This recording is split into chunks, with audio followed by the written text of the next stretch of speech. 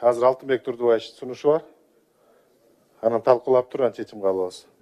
Бүгүнкү кырдаалга алып келген ситуацияга байланыштуу мыйзамга өзгөртүү жана толуктоолорду киргизип атабыз. Бул жерде 3 эле маселе. Биринчиси форма 2-ни жокко чыгаруу. Экинчи маселе залогту 5 миллиондон 1 миллион сомго түшүрүү. Üçüncüsü paroktu 7%'ten 3%'e düşürüyor. Bugün çıpı mezgilinde sessiyadan karalbağanға байланыштуу бирдиктүү комитетте карап çıpı бүткөндөн кийин чогулуп заседанияда карайбыз. Ошон үчүн бүгүн комитеттин режиминде бирдиктүү комитет деле карап койсок туура болот. Анан даярдап заседанияга 19 күнү алып чыгабыз. Болгон маселе ушул. Суроолор болсо жооп бергенге даярмын. Урматтуу депутаттар, мен деле азыркы маселени колдойт элем да. Азыр сунуш жакшы. Терең анализдеп чечет. Эл эмнени айтып атат, биз эмнени ойлоп атабыз, туугандар. Дегеле тынч тарайлы да эртең уланталы. Бүгүн эмне үчүн жыйылып атабыз? Эмне болду кече? Шайлоо кандай жыйынтык менен болду? Эч ким бир нерсени пайдаланып аткан жок. Жок, андай сиздер андай кылып бурмалабаңыздар. Бүгүн партиялардын, элдин талабы ушул болуп атат. Ийре отуруп түз кеңеш өтөм, эмне парокту азайтканда эмне акчаны азайтып койгондо, форма 2-ни жок кылгандан анан процентти азайтып, керек болсо 0 кылып коелу. Келишсин жаштарга, жаңыларга мүмкүнчүлүк бергиле. Барыбыз чогулуп олигархтык башкаруудан кетпейлиби? Кетпейли ушул рычагты качан кандай гана ограничение болбосун, кандай гана ограничение болбосун. Бул каршы иштейт. Макул 5 деп атасаңарбы, талкуулайлы. 5-ке 3 менен 5тин бир консенсуска келели. 3% аздык кылат. Анда жанагы партия түзөлдү, лидер партиялар келет. Жок дегенде 5%га чүрөйлү. Андан кийин кызматтагы иштеп аткандар шайлоого барбасын.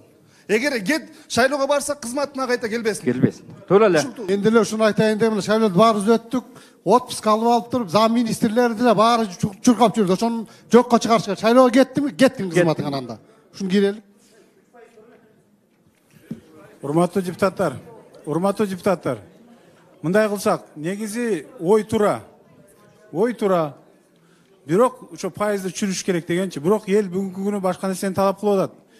Жанакы партиялык тизмеде кимди сиз Алтынбек Турдубаевич сиз көтөргөн элеңиз го бир маселени. Партиянын ичинен дагы ким депутат болорун элге мүмкүнчүлүк бериш керек депчи. Жанакы ато түз шайлоону. Эшек иштейт, ат жейт болот дагычы.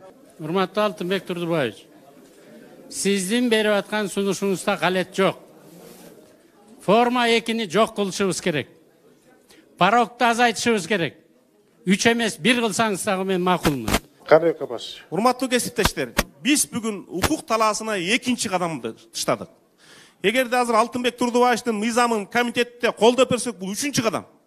Ушуну кылбагандыгыбыз үчүн чырчатак чыкты. Мына өзгөрүүлөрдү ар бирибиз карап чыгалы. Өзгөрткөнгө мен каршы эмесмин. Бирок мына жогоруда айтып өткөн коллегаларым, кызматта иштегендер шайлоого барбасын, же кызматын тандасын, же депутаттыкка туура тандасын. Андан кийин парок боюнча анан бүгүнкү киргизилип аткан өзгөртүүлөрдү ар бирибиз дыккат карап чыгайлы. Анан кийин обсуждение кылайлы. Тез аранын ичинде карабай туруп кабыл алганга укугубуз да жок бүгүнкү күндө. Жок, урматтуу депутаттар, мына мыйзам менен кетели. 61 депутат болуш керек. Аппарат карагыла. 61 депутат болуш керек шерде. Канат Келесбекович. Жок. Ачылганда Канат бул комитет бул жалпы жогорку кеңештин комитети болуп атат да. Жалпы жогорку кеңештин комитети деген бул 61 болуш керек. Кворум болуш керек. Жок, бул жалпы жыйын болуп атат, жалпы жыйын болуп атат. Канат Келесбекович, токтотуңуз мына играларыңызды. Айнанайындар. Токтотолу. Ойнотуп атып ушул оюнга алып келдик. Кечеги шайлоонун жыйынтыгы дагы ушуга алып келди. Биз ушуга баарыбыз мен кошулуп күнөөлүбүз. Качан биз мойнубузга алабыз?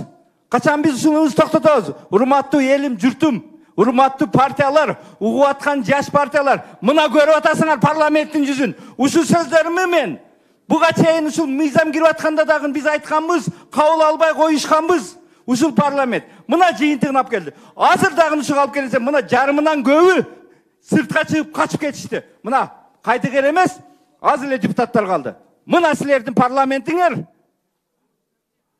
эртеңки алып келе турган жеңилдикти бере тургандарга каршы болуп атышат.